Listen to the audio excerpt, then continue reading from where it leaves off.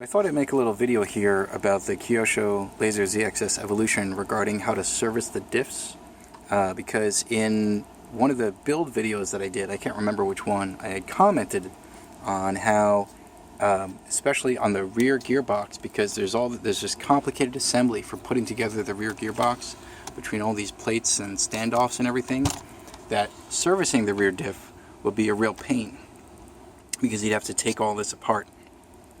And that would be worse than doing it on the ZXR style gearbox. But it turns out that's actually not the case. So I want to show you how relatively easy it is to service the diffs on this car, just by pointing out what you'd have to do compared to the ZXR. So first, let's get the ZXR out. Bring this up.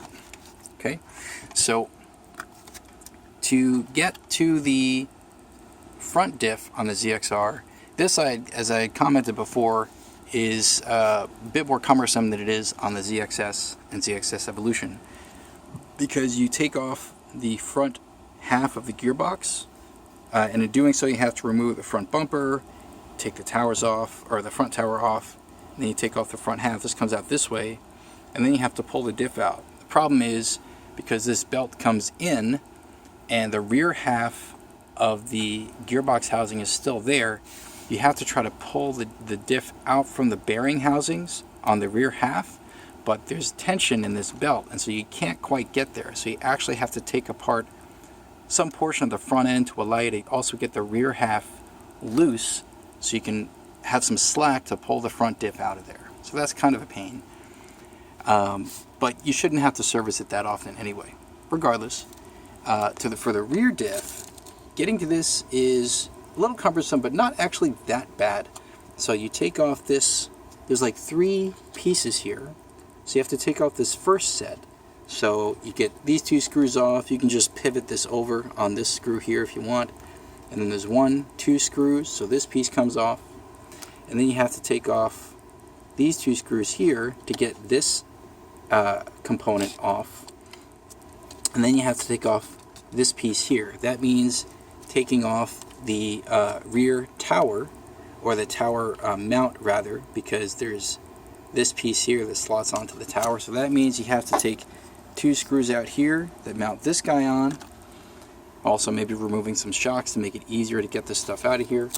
And then there's 1 or 2 screws on the bottom of the chassis that hold this in, and then there's 1, 2 screws here, and then this comes out, and then you can get to the diff.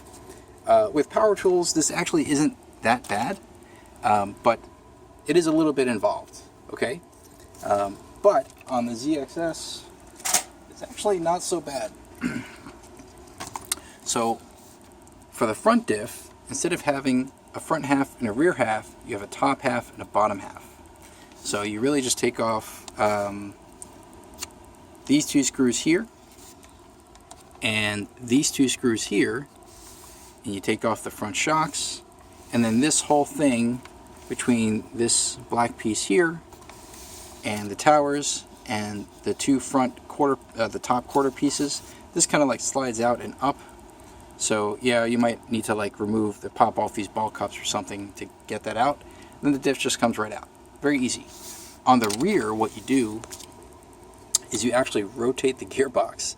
So the way you would do that is you would remove, there's 2 screws here, you take this one out, but you keep this one in.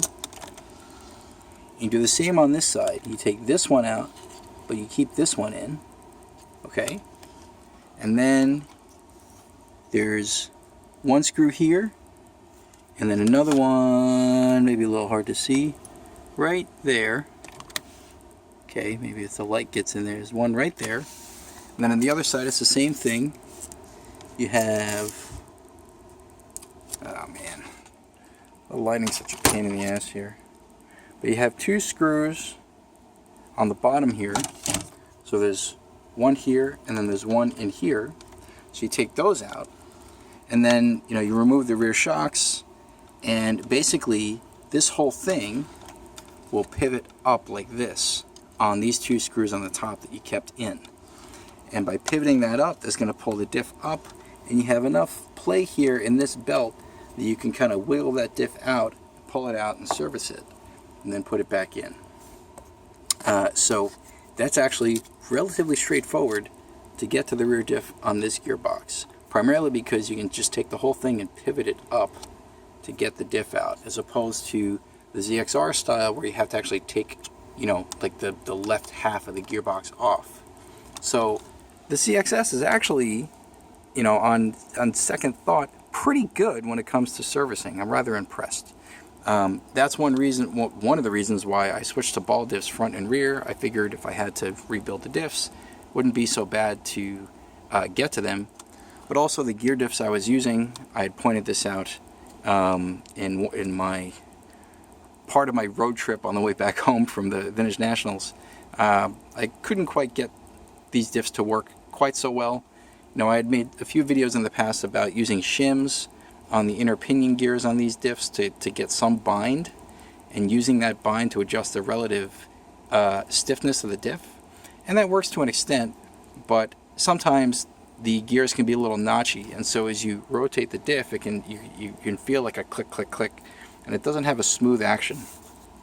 So, you know, these are not sealed diffs, so you have to play games between shimming and using really thick grease in here to try to get the right kind of diff action. And I figured it would be much easier to just put ball diffs in here than to play around with these gear diffs. I can maybe use these for a different project.